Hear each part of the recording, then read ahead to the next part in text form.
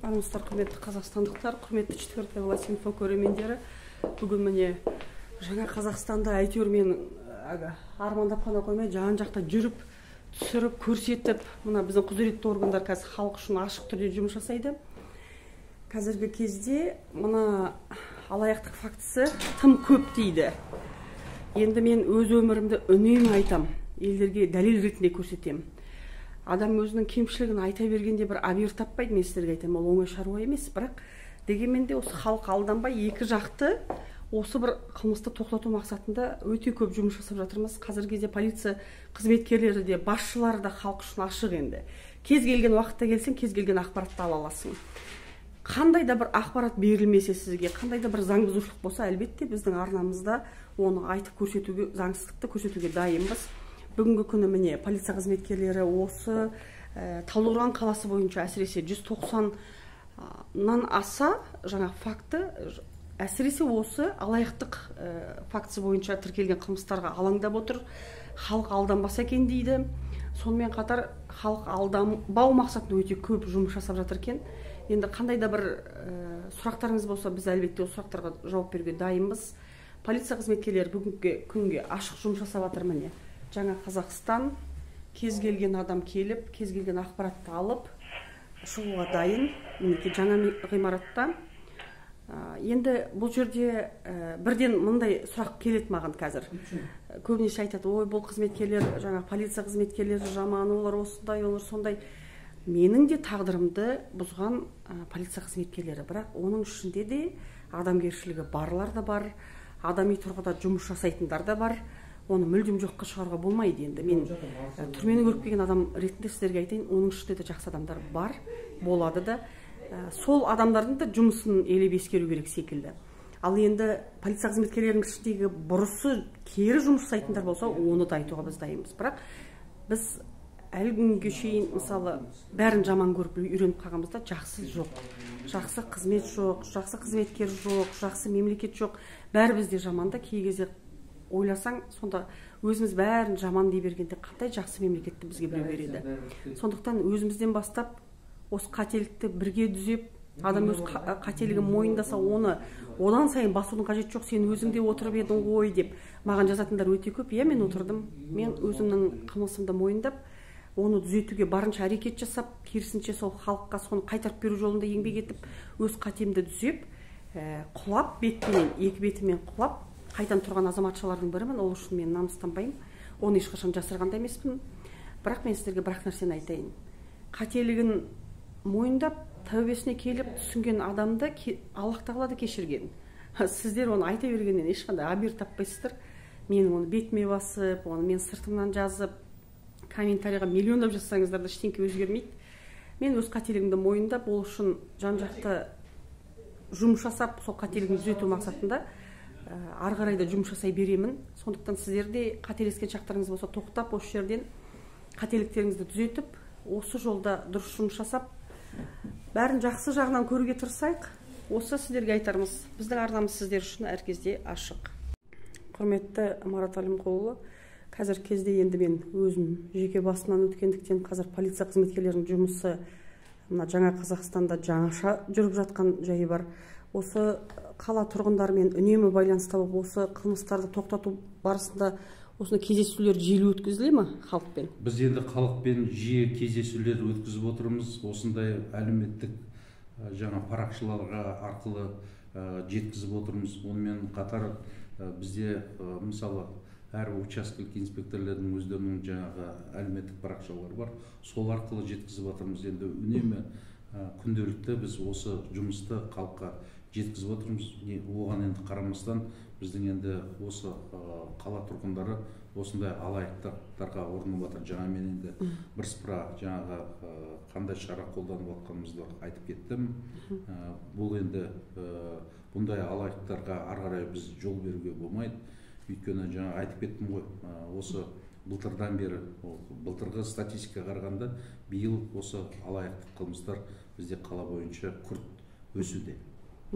Алдағы уақытта мен ойлаймын, үлкен бір брифинг, үлкен бір конференция, жаңағы дөңгелек үстел өткізу керек те, халықты тікелей эфирге қосып, осы сұрақтарға жауап беріп шын мәнінде алданып қалмау мақсатында осы бүкіл халықпен жұмыс жасауымыз керек сияқты. Осыған сіздер дайынсыздар ма? Біз енді сондықтан Дина Балқашқызы, міне өзіңіз енді жаңағы четвертая власть жаңағы журналист ретінде енді сіздің жаңағы неңізді көп көреді халық, сондықтан өзіңізді шақырып ары қарай да тек қана мүмкін біз айтқанға халық кішкене құлақ түрмейтін шығар. Сондықтан өздеріңіз сияқты жаңағы басқа да қоғам орындар нелер бар, оны дөңгелек үстелді біз өткізіп жатырмыз. Енді өздеріңіз сияқты жаңағы халыққа жеткізсеңіздер, тек қана өзіңіз емес, енді өздеріңіздің подписчиктеріңіз көп. Сондықтан мысалы мен ойлаймын, қазіргі осы бүгінгі сіздің жаңағы осы эфиріңізді көп адамдар көреді, кішкене ойланады. Сондықтан ары қарай осы қылмыс тоқтайды деп сондай бір не дейміз, ойдамыз. Жақсы. Тұрғындары, құрметті Талдықорған қаласының қонақтары, бүгінгі күні Талдықорған қалалық полиция басқармасының бүгінгі ең маңызды бұл алаяқтық қылмыс болып отыр. Енді осыны өздеріңізге мәлімдеп бүгін айтуға тура келіп отыр. Өздеріңіз білесіздер, бүгінгі күні елбасымыз, біздің президентіміз, Қазақстан Республикасының президенті Қасым-Жомарт Тоқаевтың халыққа ашық болу, сол жаңа саясаты бойынша жаңа Қазақстан деп отырмыз. Сондықтан осы мәселе бойынша сіздерге ашық түрде бүгін жария етейін деп отырмын. Мысалы, осы 2 айдың ішінде Талдықорған қаласында алаяқтық қылмысы 196 алаяқтық қылмысты тіркеліп отырмыз. Оның ішінде жаңағы интернет жүйесі бойынша алаяқтық 102 осындай факті тіркелді. Біз енді өзіміздің тарапымыздан халықтың арасында көп жұмыстар жүргізіп жатырмыз. Соған қарамастан біздің енді осы Талдықорған қаласының тұрғындары осы алаяқтықтарға өздерінің жаңағы жеңіл ақша табамыз, не болмаса жаңағы арзан бағамен пәтер аламыз деген сияқты көп мәселелермен осы алаяқтықтарға ұрынып отыр.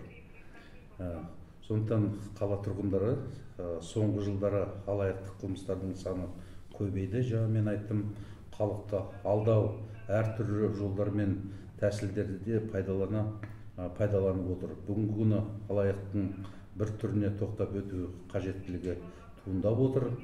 Ол алаяқтық мемлекеттік бағдарлама арқылы пәтер алып беремін деп адамдардың сеніміне кіріп, салдарынан азаматтар өздерінің еңбегімен тапқан ақшаларынан айырылуда.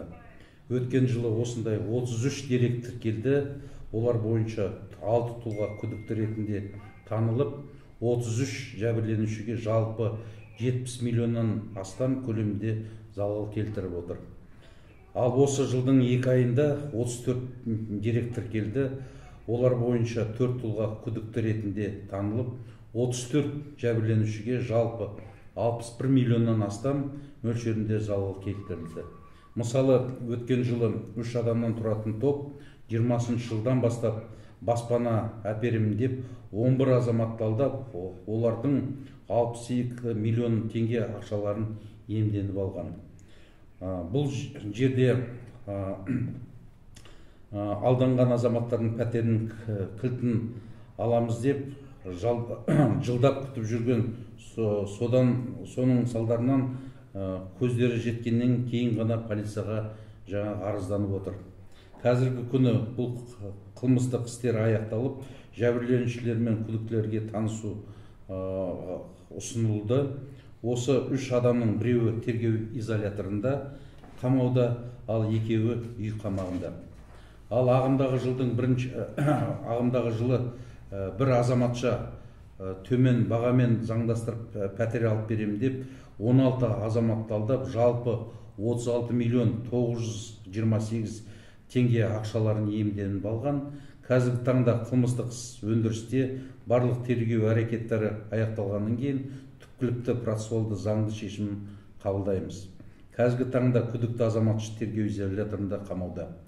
Құрметті қала тұрғындары, құрметті қонақтар, баспана алу кезінде тек ресми бағдарлама арқылы алу қажет. Сондықтан заңды айналып өтіп, өз қаражатын баспана алып беремін деп уәде берген азаматтарға сенбеулеріңізді және ақшаларыңызды бермеулеріңізді сұраймын.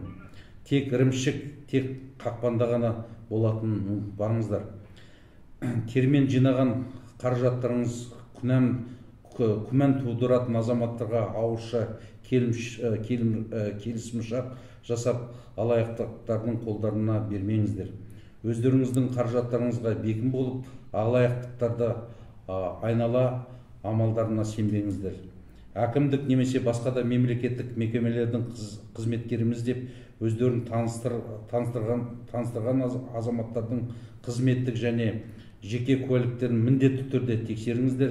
Күмән тудыратын жағдайда, орын алатын жағдайда 102 арнасына немесе учаскелік инспектор полицияларына хабарласып, тиянақты тексерулеріңізді сұраймын.